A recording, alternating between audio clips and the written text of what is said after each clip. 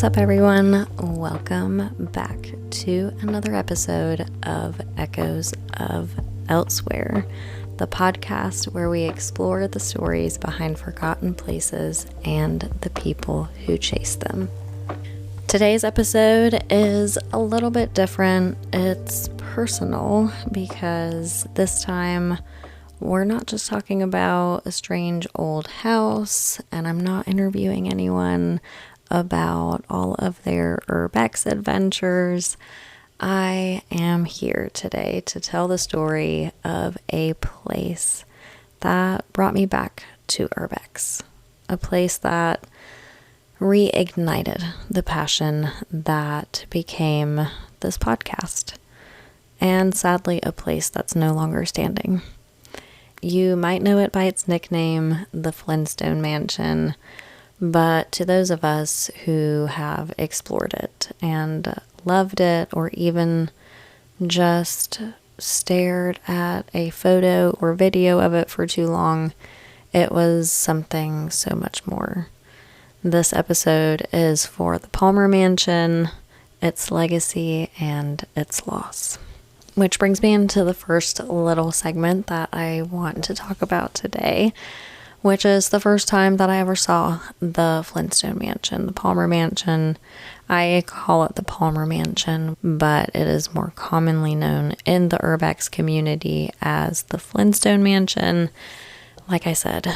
But anyways, I was just casually scrolling through social media one day when a reel of the Flintstone Mansion popped up, and it just stopped me dead in my tracks. It's just super surreal looking. It's very curved, stone covered, hidden in the woods, and my neck of the woods. So to me, it was shocking because I remember being like, no way is this here in my area? And that led me into my first time mapping. And that really opened up the door to all of what I do today. But the point is, I was immediately drawn to the Flintstone Mansion just based on how it looked, because it just did not look like it could be anywhere near me, and it didn't look real. It just looked like something out of a dream. And yeah, it looked like a house built for the Flintstones, which is why it was coined that. If you've seen it, you know what I'm talking about. But the one time I was exposed to it on social media, or the first time I should say that I was exposed to the mansion on social media, it just woke something up inside me.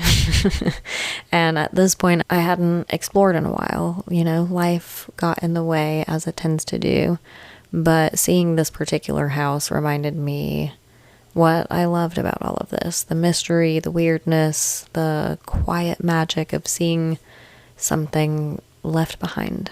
I do talk more about that first discovery back in season 1 of this podcast. So if you haven't heard that episode, go check out the episode where I share the first time I visited the Palmer Mansion and what it was like to see it up close when it was still intact. It's one of those stories that meant a lot to me then, and even more now. But let's rewind a bit so I can briefly tell you guys about the house for those who don't know. The house was built in the early 1970s and belonged to Edmund Perry Palmer, a prominent funeral director who expanded his family's business, Palmer Memorial Chapel, from Sumter, South Carolina to Columbia, South Carolina in 1970.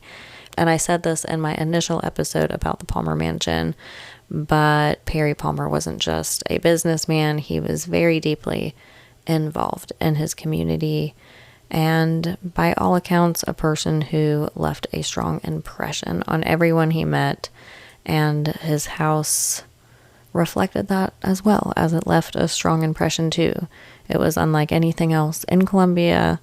The home had very strange flowing curvature and a stone exterior, and it was just like a portal to a different place is the best way to put it. It just gave it its own kind of whimsical symmetry.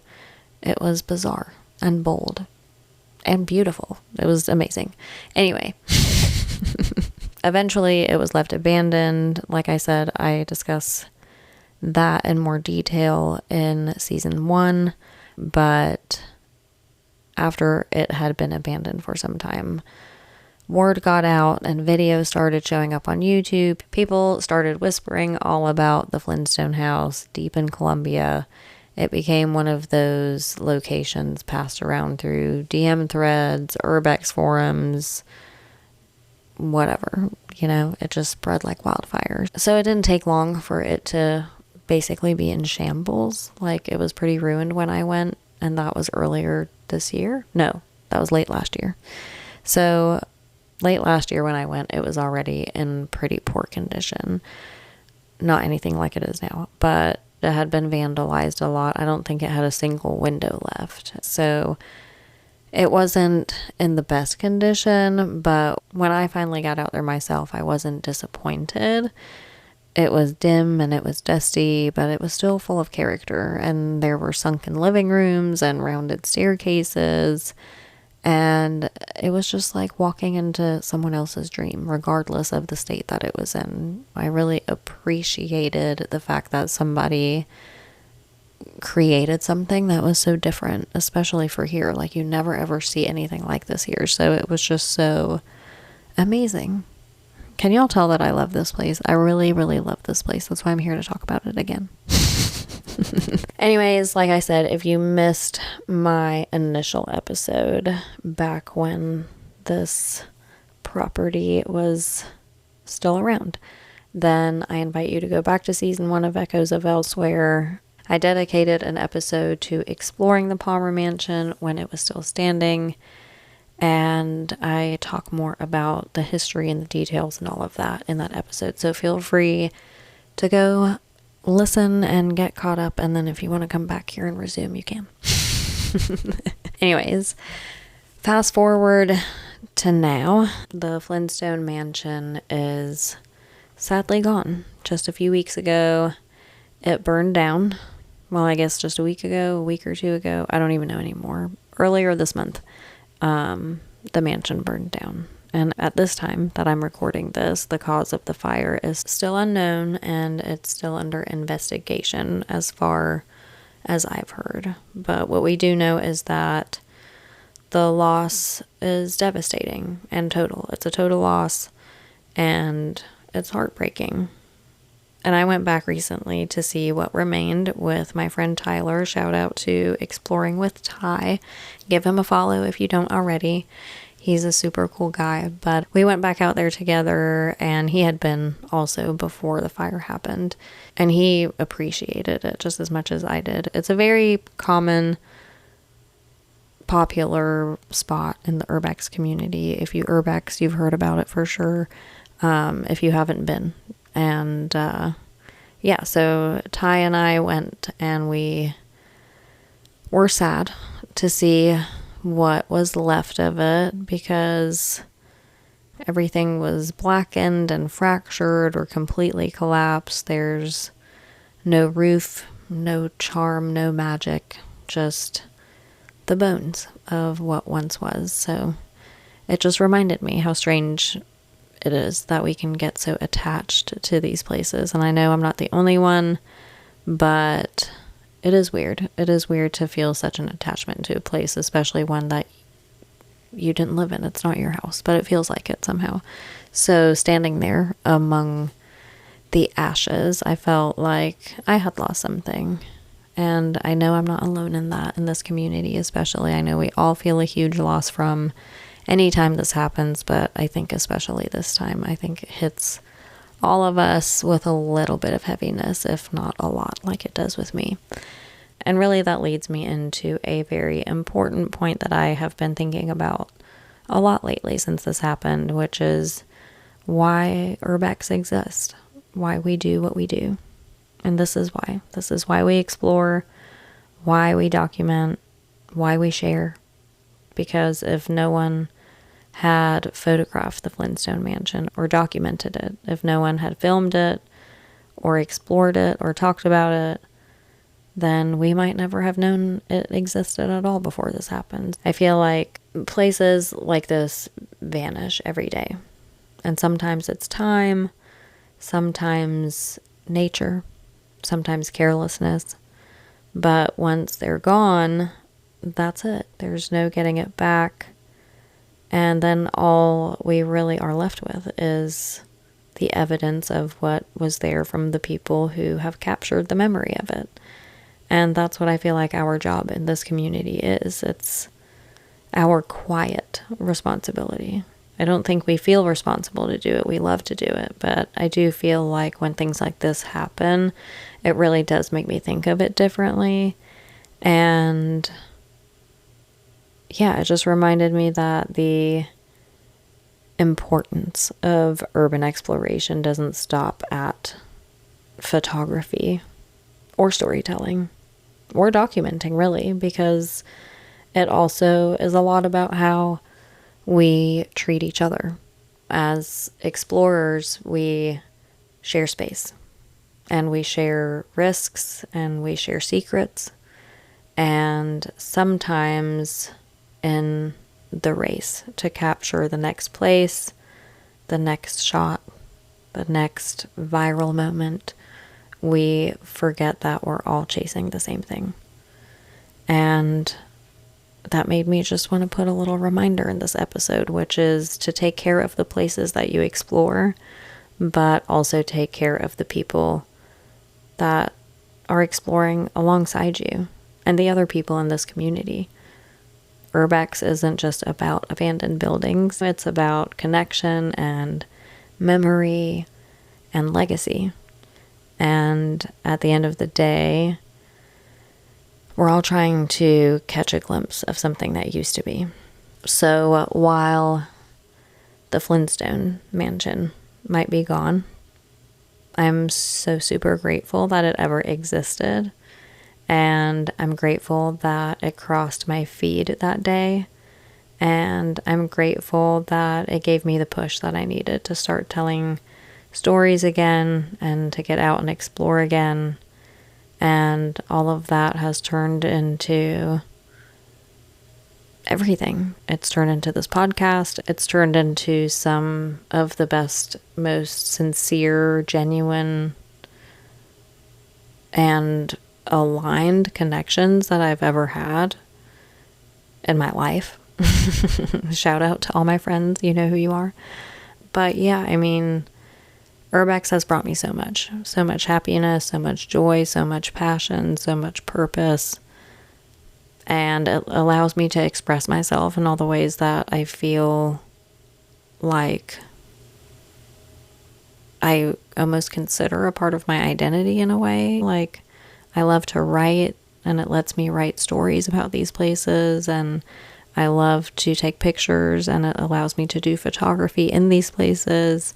And I love the risk, I love the adrenaline, and Urbex gives me all of that, you know, so I get to really compile a lot of the things that I love doing and that bring me a lot of happiness and that are almost like this therapeutic outlet.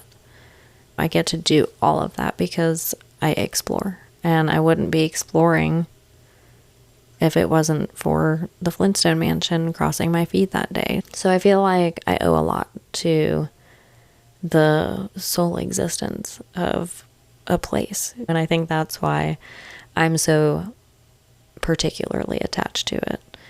And I know we all have our own attachment to different abandoned places. And I know some of you might even be as attached to the Flintstone Mansion as I am. But in any case, I wanted to come talk about why it's so important to me and why it's important to this podcast, because it literally is like the entire backbone of this podcast.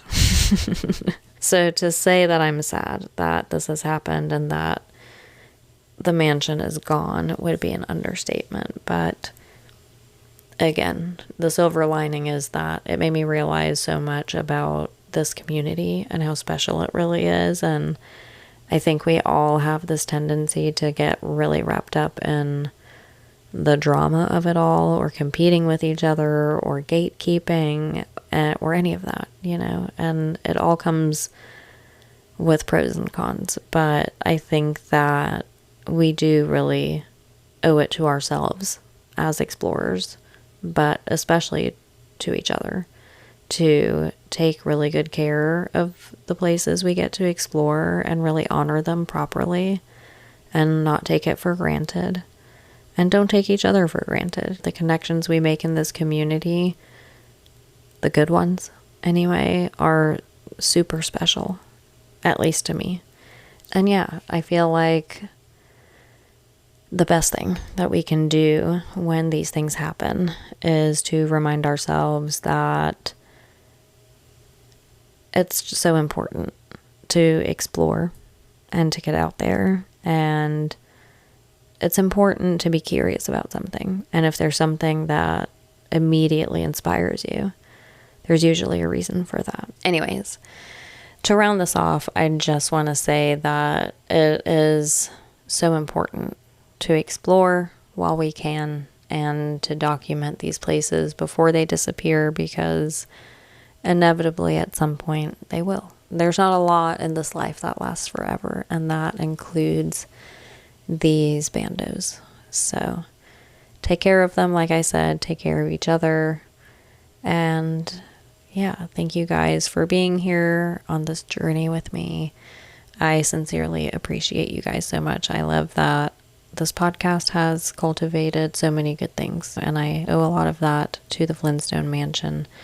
And I wish I could remember who posted the initial reel of it that I saw for the very first time, because I would love to credit them properly, but I've seen so many people do the Flintstone Mansion now that I can't even begin to guess whose video that was. But shout out to anyone and everyone who has explored the Flintstone Mansion, has documented the Flintstone Mansion, and has taken care of it properly, because that is what I'm here for. That's what a lot of us are here for. And yeah, that's basically the point.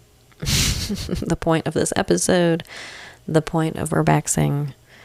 And again, I just thank you guys for being here and for coming back and listening to another episode this week. I'm sorry that it is short and sweet, but I will be back next week with a longer episode. I hope you guys enjoyed this episode and this farewell to a very sought after and very talked about and very popular place in the urbex community. So RIP to the Flintstone Mansion. It was amazing and beautiful, and for me it was absolutely life-changing. So again, if you want to hear more information on my initial visit to the mansion, go back to season 1 and let me know your thoughts. If you've been to the Flintstone Mansion, if you've seen it on social media, if you know someone who's been, if you have your own story, feel free to drop me a comment or hit me up on social media at Urbex Echoes. As always, everything is linked in the description. So again, feel free to send in your stories if you have one. And that is a wrap for this episode. I will be back next week. Until then, keep exploring the allure in the abandoned, the beauty of decay, and the echoes of elsewhere.